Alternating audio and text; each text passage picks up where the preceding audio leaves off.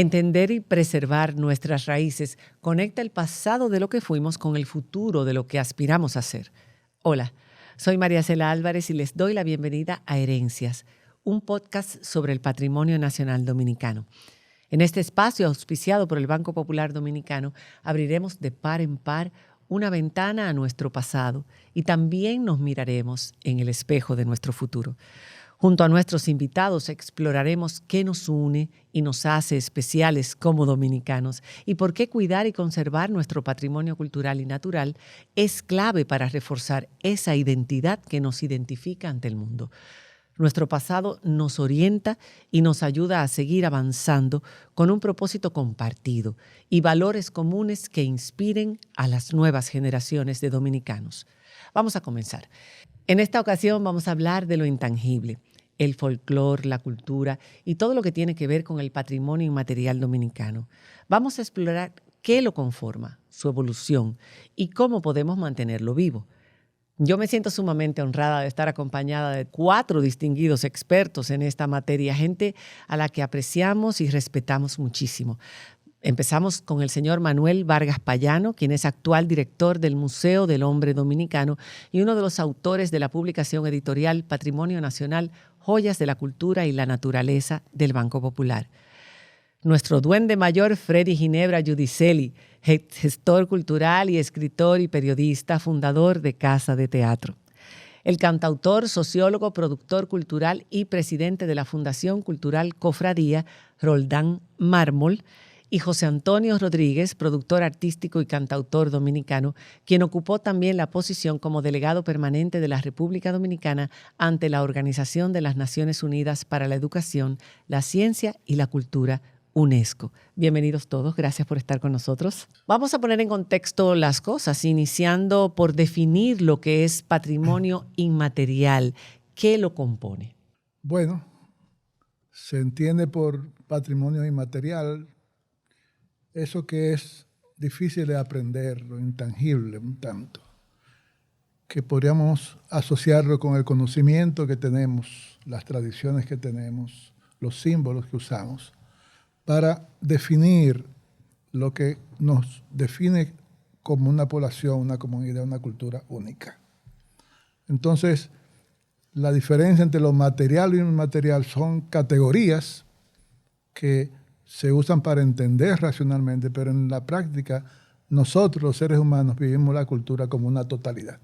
Esa diferencia mecánica entre lo material y lo inmaterial, en realidad en la vida real de los seres humanos no existe. Pongo un ejemplo que puede ayudar a entender eso. El guayo que usaban los aborígenes, que uno llama los taínos, tenían un guayo para guayar la yuca, digamos. Pero habían guayos que no se usaban para guayar la yuca, sino que se usaban para fines ceremoniales, eran sagrados. Entonces, un mismo objeto que se usa para fines materiales, mundanos, digamos, preparar comida, en un contexto religioso, tiene un significado inmaterial. Entonces, pienso que esa diferencia ayuda a entenderlo conceptualmente, pero en la vida nuestra, lo que hay es una totalidad, un permanente diálogo entre lo material y lo inmaterial. Creo que lo más importante que tiene un patrimonio es que ha sido bautizado con un apellido que lo acompañará toda su vida. Y eso es lo más difícil de la nominación patrimonio. Por ejemplo, te voy a poner los ejemplos que conozco. El merengue, por ejemplo. El merengue pasó 12 años tratando de lograr ese apellido, que era dominicano. Y éramos nosotros mismos los que le poníamos trabas a que eso no fuera posible. Porque le poníamos el apellido de otras naciones, solo porque en esos otros países esos artistas habían grabado un merengue. Te lo pongo como ejemplo. Si Elvis Crespo Gatañón grababa un merengue, nosotros decíamos que ese merengue era puertorriqueño. Si había otro artista de hermanos países, le poníamos el apellido de quien interpretaba el país de donde venía ese artista. Y eso a los técnicos de la UNESCO, pues entendían que éramos nosotros mismos los que estábamos quitándole valor al apellido del merengue dominicano. Para mí, lo más simple de patrimonio es que ya tiene un apellido de por vida y de que sería muy difícil que mañana pudiésemos perderlo. No es que no podamos perderlo. Ya como apellido no lo perdemos. Podemos perder patrimonio, claro, pero ya como apellido no lo perdemos. Y ese es el valor en manera muy simple, lo estoy Es interesante, colocando. María Celia, yo pienso que han existido diferentes denominaciones. En un principio se hablaba más de folclore. Digamos, esa es una palabra inglesa que definía el saber o el acervo de un pueblo, conocimiento. Es el origen de esta palabra. Y luego de eso de folclore, bueno, se pasa a hablar de patrimonio intangible y patrimonio inmaterial. O sea, pero igualmente esas denominaciones han venido siendo cuestionadas de alguna manera, aunque en la UNESCO se mantiene, pero se habla mucho hoy día de ese patrimonio de la cultura viva, o sea, de la cultura que se mantiene de generación en generación, sea en una comunidad, en una región o en una nación. Y ahí están las manifestaciones esenciales del diario vivir de esa población. O sea, estamos hablando de todo, de la música, de la danza, de la artesanía, de la espiritualidad, o sea, todas las prácticas religiosas populares también existentes, la forma de nosotros disfrutar la existencia, las prácticas hasta de cosecha, de técnicas, o sea, también inciden dentro de ello. O sea, que el patrimonio que se define como intangible es un espacio esencial, amplio, muy diverso, pero es donde existe y donde reside la esencia de la identidad de un pueblo. Y tú has dicho algo importante, es vivo, es como las lenguas, si la lengua está viva, sigue creciendo, evolucionando, apareciendo nuevas formas, si está muerta, ahí quedó, y no está mal, pero ahí quedó. En el caso de nuestro patrimonio, a lo largo de las diferentes épocas de nuestra historia, desde el inicio hasta hoy, ha evolucionado. Ese patrimonio inmaterial se ha enriquecido, han aparecido nuevas formas, las mismas han ido evolucionando. ¿Cuáles han sido las épocas más importantes podríamos decir, de nuestra historia en la creación y en la preservación y por supuesto en la evolución de ese patrimonio inmaterial de los dominicanos? Bueno, la primera pregunta es, ¿qué significa históricamente ser dominicano? Si asociamos la dominicanidad con la nacionalidad, entonces estaríamos planteando que comenzamos a ser dominicanos a partir de 1844. Sin embargo, ya desde el siglo XVII se usaba la expresión dominicana para definir los habitantes de la isla, de esta parte de la isla. Entonces, lo que se entiende como la estructura del sentimiento, de sentirse dominicano, no está dictado por las leyes, no está dictado por las normas institucionales, está dictada por ese sentimiento de decir yo soy dominicano, que se legitima en 1844. Pero Roldán ha planteado, me parece, algo muy importante, y es la vida cotidiana de la gente. Lo que preserva un patrimonio no es solamente que haya instituciones como la UNESCO que ayuden institucionalmente a destacarlo, sino la gente, sus prácticas, en lo que uno podría llamar los nexos de vida, la capacidad y la experiencia de hacer cosas juntos, en el tiempo y en el espacio. Por ejemplo, el caso del merengue. Yo no soy musicólogo, pero se sabe que una vez el merengue no tuvo el acordeón. O sea, que van evolucionando, claro, y alimentándose. El acordeón vino de Alemania. Así es. Por Puerto Plata. Enriqueciéndose. Había entonces ausencia de un instrumento que hoy es fundamental para Exacto. el merengue dominicano. Y originalmente el merengue era fundamentalmente de lo que se podría llamar la macrorregión norte. Era la macrorregión norte, por donde se arraigó, y Santiago era el epicentro de esa música del merengue típico. Sin embargo, hoy el merengue está diseminado en todo el territorio. Y más allá, la diáspora dominicana, por ejemplo, ha llevado consigo en sus prácticas cotidianas el merengue y, por supuesto, la bachata. ¿no? Y ahora declarado como Patrimonio Inmaterial de la Humanidad. ¿Qué importancia le da esta declaratoria de la UNESCO a cuando un patrimonio inmaterial dominicano es reconocido como Patrimonio de la Humanidad? ¿Cuál es la diferencia? ¿Qué diferencia hace para ese patrimonio y para los encargados de preservarlo y de cuidarlo y de promoverlo? Lo importante de patrimonio, y vuelvo y caigo en lo mismo, es que ya tiene un apellido. Ya el merengue es dominicano. Y no solo hablo del merengue como música, no solo hablo de la bachata como música, sino que fueron consideradas la música y la danza y el baile. O sea, el patrimonio del merengue y la bachata no es solo una de las dos áreas, pero sino porque las dos la áreas. UNESCO lo reconoció, ¿a eso te refieres? Porque para nosotros siempre ha sido dominicano. No, Bueno, lo ha que te tenido digo, sus o sea, épocas mejores y sí, peores. yo creo que sí. Pero creo que siempre ha sido dominicano. tú te igual refieres como- a ese reconocimiento. A eso decía yo. Pero ¿Cuál es la diferencia? Patrimonio, en el tema de la UNESCO, el patrimonio es para reconocerlo mundialmente. O sea, por eso hablo del apellido. No es que para nosotros no lo fuera antes. Para mí, Freddy Ginebra es el papá de la cultura en República Dominicana.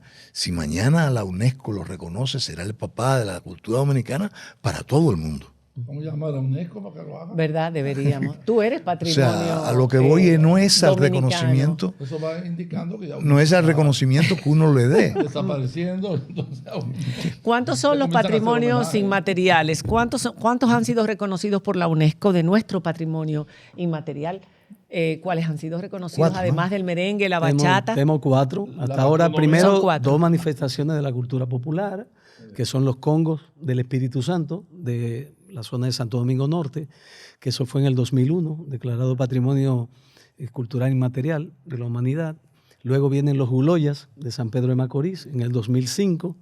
Y entonces luego ya siguen 2 expresiones de la música popular dominicana, que es diferente a las otras 2 modalidades. Estas son expresiones ya populares que están, digamos, difundidas y expandidas a través del mercado, a nivel nacional e internacional. El merengue y la bachata. Y a nivel nacional, ¿cuántos han sido reconocidos como patrimonio? ¿Cuántos Pocos. faltan todavía? Poco, de hecho, el Estado dominicano se ha quedado corto en ese reconocimiento. La UNESCO ha reconocido más que el propio Estado dominicano. Y es importante indicar que hay un quinto reconocimiento en proceso, que sería no el casabe, sino el conocimiento requerido para la elaboración del casabe. En la UNESCO se está discutiendo ese tema y lo bello, pienso yo, del caso del casabe es que no se está restringiendo a la República Dominicana o a la isla de Hispaniola, sino también a Cuba y otros países. Son de la 5 región. países los que están. Claro, entonces interviniendo. claro, el conocimiento. Entonces, eso nos ayuda, pienso yo, a entender lo que Roland decía, cómo se mantiene una cultura, cómo se mantiene un patrimonio intangible durante muchos siglos. Los aborígenes, los taínos, con la yuca, eran los que inventaron el casabe, con conocimiento traído de la cultura arahuaca de Venezuela. Entonces, ¿cómo se explica que durante tanto tiempo un conocimiento, una práctica cultural se haya mantenido, no invariable? Porque sabemos que en Santiago Rodríguez, por ejemplo, se hace casabe mezclado con maní o casabe. Lo que quiero señalar es esa capacidad de la cultura, del conocimiento, de recrearse. No de modernizar, sino de recrearse. Recrearse, sí, Claro. esa es la palabra. A mí me gustaría, por lo menos, sería interesante mencionar algunas, en la preocupación que decía María Cela, algunas de estas manifestaciones de ese patrimonio intangible en la República Dominicana que están pendientes, pero los mismos palos atabales, señores, existen en todas las regiones del país. De hecho, fue un componente importante en la creación del merengue, en sus orígenes. Existe el priprí, que también es un ritmo interesantísimo, único, con acordeón y balsié, con un pequeño tambor que se toca en la zona también de Santo Domingo Norte, pero tenemos la salve, que se toca a nivel nacional también en todas las regiones del país, y eso no ha tenido declaraciones. O una manifestación como la Cofradía del Espíritu Santo de Cotuí, que fue la primera de América, o sea, es una primacía sumamente trascendente, que no solamente el patrimonio material, que hay primacía en República Dominicana. Esa tradición está ahí en Cotuí. Estamos hablando de 1531, 1532, que se fundó esa cofradía ahí en Cotuí. Y todavía hoy día, vayan en el mes de mayo para que ustedes vean la celebración y la cantidad de organizaciones de cofradía que hay manteniendo esa manifestación. O lo podríamos llamar lo que es una celebración sumamente compleja, interesantísima, para mí la más importante, que tiene peregrinación desde el punto de vista antropológico y sociológico que existe en el país, que es la peregrinación a San Francisco de Asís, en la cueva de Bánica, en Elías Piña, en medio de la frontera. Una manifestación de sincretismo único de la tradición religiosa católica con toda la tradición que vinieron desde África y con el componente también de la población originaria. Entonces, eso necesita ser también reconocido y difundido. ¿Qué es lo que hace falta? O sea, Roldán está diciendo, mencionando todas estas manifestaciones y tradiciones de nuestro patrimonio que no ha sido reconocido, pero que tampoco conocen. Una cosa es ser reconocido, pero otra cosa muy importante es conocerlo. Y que el pueblo dominicano no lo conoce. ¿Qué es lo que nos hace falta porque todo esto nos ayuda a identificar, a crear nuestra identidad como dominicanos, para que todo esto sea conocido por la gente, en las escuelas, se promueva? Tú, que has sido un gestor cultural responsable de promover todo tipo de manifestación artística en República Dominicana, no hay mucha gente como tú, Hace Freddy. falta un plan que debe emanar del Ministerio de Cultura para que esto permee toda la sociedad y para que la gente se sienta orgullosa de lo que es. Entonces, para las escuelas deberían de dar estos bailes, como en muchísimas otras escuelas están orgullosas. En Hungría, en Polonia, los niños aprenden esos bailes típicos de su cultura. Aquí no. Aquí un merenguito en la velada y se acabó. Y la bachata a empujones. Y ahora hay una cosa nueva que se llama dembow, que no hay manera de detenerla. Pero yo creo que María Cela, rápidamente así, dijo algo que ojalá que fuera motivo de discusión. Tú planteabas que para la preservación se tiene que tener, primero que nada, conocimiento, porque de nada sirve preservar algo que se desconoce. Hoy que se discute tanto de qué estudiar, de qué aprender, qué simple sería aprender sobre algo que le interesa a todo el dominicano, que es su cultura. Y hablando de la educación, la tecnología puede ser una herramienta hoy día sumamente valiosa, tanto para documentar como para dar a conocer nuestro patrimonio inmaterial. ¿De qué formas a ustedes les parece que podríamos aprovechar esa tecnología para la preservación de estas expresiones culturales? Bueno, la tecnología sirve para todo. Primero es subirla a las redes, que haya un plan, como estoy diciéndote ahora, un plan organizado para que la gente así como nos enteramos de las cosas más atroces, porque es la cultura del miedo que se está sembrando a través de las redes sociales. Yo hablaba hace 2 días diciendo que leí las estadísticas del mundo, el grave problema que confronta el mundo de hoy no es el SIDA, no es el COVID, no es el dengue, es la tristeza. Millones de personas que viven en depresión, pero es que están totalmente, ¿cómo te diría yo?, atomizados por todos los medios de las cosas más terribles que tenemos los seres humanos. Si eso lo pudiéramos transformar un poco, en la escuela hubiera profesores que explicaran un poco y crearan el apetito por lo que somos, crear el apetito, que eso es lo que hay que hacer. Esa expresión es sumamente importante, crear la curiosidad, alimentar esa curiosidad en nuestros niños, desde la infancia. Para que los niños quieran saber qué hay detrás de esa máscara, qué hay detrás de esos palos, ¿entiendes lo que te quiero decir? Exacto. Lo que se habló del casabe ahora, que a mí me parece fascinante el casabe, y yo estoy orgullosísimo del casabe. Que la gente sepa realmente cuando viene alguien a tu casa, que sea un orgullo poner un casabe en la mesa. Sí. Eso, que antes era visto como algo barato, hoy en día es exótico. Fíjense esa ligera diferencia, cómo ha hecho que se promueva y que se comercialice de una forma distinta. Eso pasó con el plátano. Así es también. Hubo un momento en nuestra historia en que el plátano se consideraba una comida de pobres, inferior, y la gente acomodada no lo consumía. Pasó también con el arenque. Pero eso lo ha superado el plátano power. Claro, Exacto. Ha ayudado a dispararse también la valoración internacional Es lo del que plátano. digo. claro, no, y el El, arenque. La de los héroes de los béisbol niños. dominicano. Héroes de los niños, los Definitivo. peloteros Claro. empezaron a promoverlo y ya es un orgullo para todo el mundo. No comida de gente que no tiene quizás otras cosas con que alimentarse. Yo quisiera volver al tema de la tecnología. Sí. Tenemos un poco más de 10 millones de celulares en el país. Es decir, que aquí hay 10 millones de corresponsales. Uy. No, aquí hay 10 millones de Sí. corresponsales esparcidos por todo el país. Entonces, hablando de lo que Freddy mencionaba de un plan, yo pienso que hay varios ministerios, educación y cultura, por supuesto, son fundamentales, que podrían vincular ese recurso tecnológico a la dinámica local de las comunidades.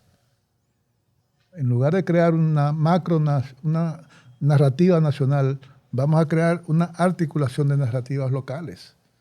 Eso que tú planteas, Devánica. Entonces, vamos a situar un plan de difusión de lo que ocurre en ese sitio en Bánica, articularlo con otros espacios culturales del sur y vamos a crear un paquete, si se quiere, de manifestaciones culturales y materiales de la región sur del país. Hay una resistencia que debemos ser objetivos, o sea, y Por entender, parte que hay una resistencia por la forma en que se conformó la dominicanidad.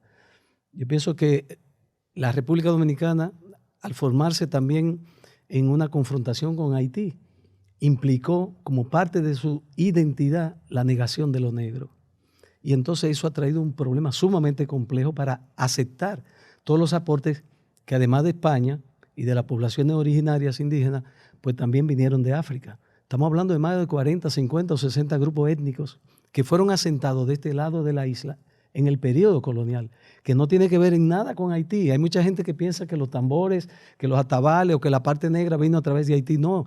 O sea, es una mezcla sumamente compleja que se dio durante todos esos periodos, todos esos siglos de la colonización, y entonces es un proceso que nosotros debemos revisar y valorizar y ver cómo... Yo pienso que la tecnología es una gran herramienta para trabajar. De hecho, nosotros ahora en la Fundación Cultural Cofradía formamos un espacio nuevo que se llama Colectivo Naranja, precisamente con un alto nivel de equipamiento tecnológico para dar servicio al sector cultural, al mejor nivel de calidad, para ser competitivo en el mercado, porque también el sector cultural está desvinculado de los desarrollos tecnológicos. Entonces, si no se articula eso, no vamos a tener la posibilidad de dar ese salto cualitativo. Es muy ambicioso esperar que todo el dominicano conozca todas las manifestaciones y del arte inmaterial, de la cultura, pero sí que cada región de donde son originarias muchas veces las conozcan, que las comunidades se involucren y que las enriquezcan y las desarrollen con el apoyo, por supuesto, del Estado, de las instituciones del Estado. Y eso también le genera otro atractivo turístico a esas regiones, porque estamos buscando cuáles son las que tienen playa, cuáles son las que tienen la ciudad colonial, pero cuáles son las que tienen realizaciones y actividades que son absolutamente únicas de este país. ¿Ustedes entienden que haciendo esto también se genera un mayor atractivo turístico hacia el interior del país, que no solamente hacia las costas? José Antonio tocó un tema importante que es el conocimiento. Yo pienso que el conocimiento existe porque las comunidades saben lo que hacen. Y hay una academia que ha hecho un trabajo de investigación notable, pero no ha sido difundido suficientemente. Yo pienso que hay una posibilidad. Divorcio entre Claro, el trabajo que se ha hecho y... Por ejemplo, el Museo del Hombre Dominicano, no porque yo sea el director, tiene 50 años investigando mucho, y está escrito además. Y hay documentales. Por ejemplo, para la declaratoria del Teatro Danzante Cocolo, se hizo una investigación, hay un documental. ¿Cómo debería difundirse eso? A eso voy, la tecnología. Entonces, no es que falta conocimiento, lo que falta es una iniciativa coherente de difundir lo que ya se conoce y diseñar un proceso de investigación de aquello que todavía no se ha estudiado suficientemente. Pero Y el interés. El interés si dejamos que sean los funcionarios. No. Vamos a quitarle las responsabilidades al Estado. Exactamente. El interés de nosotros para que eso sea conocido y reconocido. Yo te pongo un ejemplo simple, y sobre todo para alejarnos de la música y las artes como tal, y acercarme a una acción cultural que se mezcla y se difunde mucho cercano al deporte. Pero es una acción cultural dominicana, y lo digo porque iniciamos en su momento un expediente para que fuese declarado patrimonio, y es la misma UNESCO que reconoce su valor con el tema de su modernidad, aun cuando fuera una acción antigua, que estamos hablando de la vitilla. ¿Verdad? Y fíjate cómo la gente se sonríe. Un jugador porque empedernido, ve ¿no? en la vitilla una acción que... ¿Qué locura es esta? La vitilla para la UNESCO es un ejemplo perfecto de reciclaje. Señores, poquito otra cosa curiosos. perdón, esto no tiene nada que ver con... No tiene nada que ver con la vitilla, lo que le voy a decir, pero acuérdense que estamos invadidos permanentemente. Oh, pero por supuesto. Y esa invasión que viene del norte es poderosísima. Los dominicanos quieren ser gringos, Sí, aunque pero, no lo reconozcan. pero llevan sus raíces donde quiera y Sumamente- llevan sus sumamente elementos profundas. culturales. Pues señores, Por la radio. donde más se vendió el CD que hicimos de Música Raíz, volumen 1, la primera vez que grabamos profesionalmente esos ritmos de la música nuestra, tradicional, el folclore musical nuestro, fue en los Estados Unidos. Hasta se pirateó ese CD, se vendía en la calle con la bandera Perfecto, porque dominicana. Si yo viviera en Nueva York, O sea, yo- es cuando una yo población de viví en Nueva York consumo 2 fuerte. años, óyeme, y soñaba con la calle El Conde. Me mandaba a buscar cosas porque yo me siento muy dominicano. Querías más, sí, pero Claro, apreciaba extrañabas más. cosas que aquí, y apreciabas cosas Eso que mismo aquí. de aquí. Pero los dominicanos que vivimos en esta automatización y no tenemos mucho tiempo, que ya nadie tiene tiempo para nada, esa invasión que viene a través a través de todo, oye, la gente viste como que... ¿Cómo se contrarresta eso? Yo no sé cómo... No, pero falta el tema Yo de realmente- hay que mezclar la voluntad Bueno, política sí, eso con hay un que- empoderamiento de la ciudadanía, como se hizo en la lucha del 4%. Yo pienso que República Dominicana debe iniciar un movimiento desde la ciudadanía Mira los brasileños, para señor, exigir ¿cómo lo han una hecho los mejor brasileños? inversión en cultura. Pero ya lo habíamos conversado. Eso que tú planteas ya lo habíamos conversado. Hay una demanda por parte de un sector de los artistas, sobre todo, en que se les reconozca o nosotros reconocer nuestro valor. Pero somos nosotros, no es el Estado. El Estado va a reconocer nuestro valor cuando nosotros sepamos cuál es. Y lo planteo de manera repetitiva, porque cada vez que tengo la oportunidad de hacerlo, pues lo digo, aun cuando no forme parte del tema, siempre cae el valor del artista. Para cerrar, a mí me gustaría que ustedes dijeran qué parte ocupa el patrimonio inmaterial de los dominicanos en nuestra identidad, en la conformación de nuestra identidad. Comencemos con el más joven. Y don Manuel... El tema del patrimonio inmaterial es fundamental, determinante en lo que somos como pueblo. Ahí está nuestra dimensión espiritual, nuestra dimensión creativa, la forma de relacionarnos. O sea, ese tema de que el dominicano se conoce en cualquier lugar del mundo, eso es parte esencial de lo que somos como pueblo. Entonces, pienso que hay un reto, existen las leyes, están muy claras, muy establecidas. En la Constitución están los derechos culturales, señores, que por primera vez se incluyeron en la Constitución del 2010. Tenemos convenio firmado con la UNESCO, tenemos convenio firmado con la Organización de Estados Iberoamericanos, pero ni el mismo sector cultural los conoce, no hay un empoderamiento de la ciudadanía. Hay una responsabilidad para reforzar eso que tú mencionas, es necesario que haya una parte de educación que esté en el sistema educativo permanente, desde el inicio hasta el final. Entonces, eso es lo que nos va a fortalecer como pueblo y vamos a poder conservar y se va a convertir en más trascendente todas esas manifestaciones que forman parte de lo que se llama la diversidad cultural dominicana. Bueno, señores, muchísimas gracias. Llegamos al final de este espacio y yo quisiera extenderles un agradecimiento muy especial a ustedes por compartir sus conocimientos, sus perspectivas únicas en nuestro podcast. Y gracias a todos ustedes porque seguirnos en Herencias demuestra un interés en construir una conciencia colectiva sobre lo importante que es preservar esas herencias de nuestro pasado y construir con ellas un legado para el futuro, un legado que nos identifique como nación ante el mundo. Vamos a continuar nuestro viaje por el patrimonio nacional en un próximo episodio. Hasta la próxima.